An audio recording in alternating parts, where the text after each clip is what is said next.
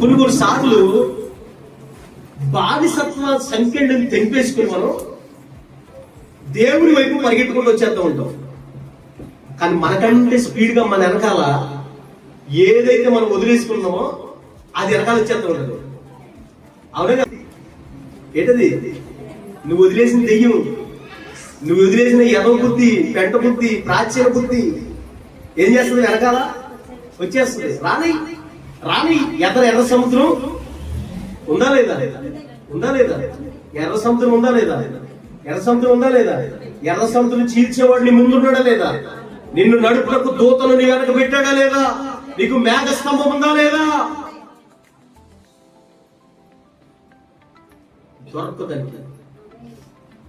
దుప్పి నీటి వాగుల కొరకు పరిగెత్తినట్టుగా పరిగెట్టాలి. హల్లెలూయా. వల వేస్తున్నప్పుడు పక్షి చూసిదా ఏ అంటదా? ఏం చేద్దే?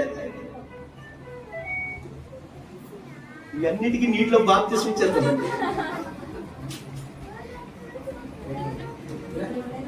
లేదంటే సెకండ్ హ్యాండ్ లో నమ్మబడేస్తుంది. ఆ పని చేయమంటారు ఎవరు? దేవుని స్తోత్రం.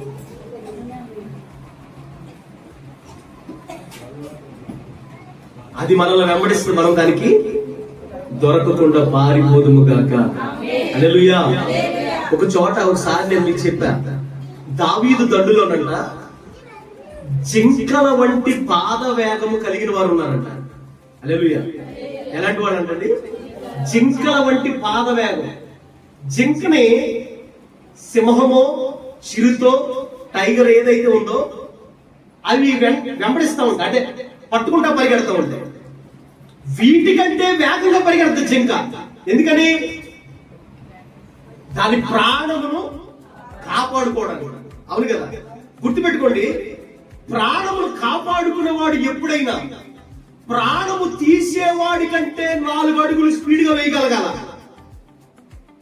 అవునా? ఒక్క అడుగన్నా కొంచెం వెనకబడినా వెనకున్న వాడికి ఏమవుతుంది? దొరికేస్తే. అర్థమవుతుంది తల్లి? నిన్ను మృంగాలని, నిన్ను నాశనం చేయాలని, నిన్ను మరలా దాస్యపు కాడిలోనికి తీసుకువెళ్ళిపోవాలని వెనక పరిగెడుతున్నాడు. కొంచెం నీ కాళ్ళ వేగం పెంచాలి, నీ ప్రార్థన వేగం పెంచాలి, నీ అభిషేక వేగం పెంచాలి, నీ సమర్పణను, నీ ప్రతిష్టతను ఎప్పటికప్పుడు